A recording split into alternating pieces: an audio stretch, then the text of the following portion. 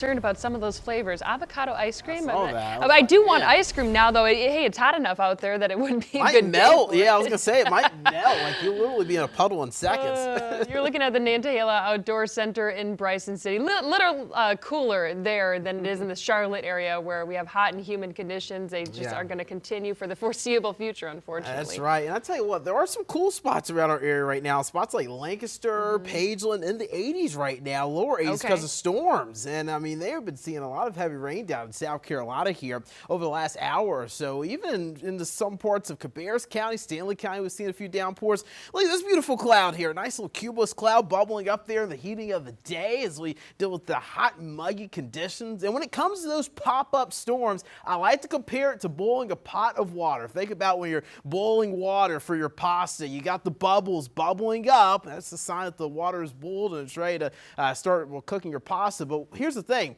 You don't know which bubble is going to pop up first. Those bubbles are going to pop up, but you can't just point out which one's going to come up. That's what we see with thunderstorms during the summer season. You get these pop-up storms. You don't know exactly where on the map they're going to pop up, but they do, and that's what we're seeing right now south and east of I-85. We're mainly dry west of I-77, but man, east of I-77, southeast of I-85, a lot of heavy rain, lightning, and thunder for our friends in Lancaster, Pageland, Waxhaw, Monroe, up to Lake Park, even Wadesboro. You're now starting to get into the action with a few downpours. I have a feeling that these storms are producing a little bit of outflow, and that's what's producing some of those storms over towards Chesterfield County, just south of Sherrill and Highway 1. Probably as these storms are breathing out, it's creating a little bit more of a mini gust front, and that's allowing for some more storms to develop kind of around the surrounding areas. A few more downpours further north, Stanfield, Red Cross, Oakboro, and Stanley County. Mount Pleasant, you just dodged out on that storm. It's now south of your region.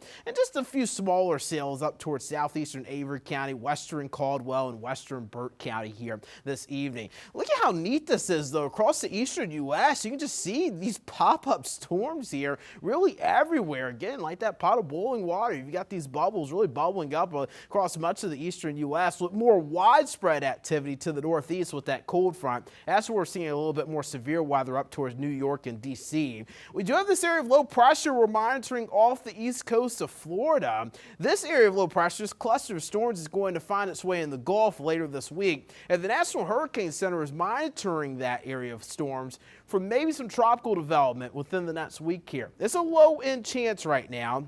It's still something we'll be keeping an eye on along with the National Hurricane Center. Even if we don't get tropical development, it's going to be a real rainy week for our friends along the Gulf Coast. New Orleans, Tampa, Orlando, Miami. Spots like that could see 6 to 7 inches of rainfall this week, if not more, just due to all the moisture that system's going to pull in. So even without tropical development, you're still going to be dealing with a lot of rain down there to the south. Now here locally, we're just going to continue to see these pop-up storms through the evening. Tomorrow morning, I'm thinking we're mainly dry, but I won't rule out a spotty shower somewhere tomorrow morning. Warm and muggy starting in the 70s. Tomorrow afternoon, highs near 90. We'll see storms initialized in the mountains first, probably around 2, 3 o'clock tomorrow, and then those storms will be advancing towards the Charlotte Metro as we go through the evening tomorrow. So 7, 8, 9 o'clock, that'll be our best chance for more widespread storms around the Charlotte Metro tomorrow.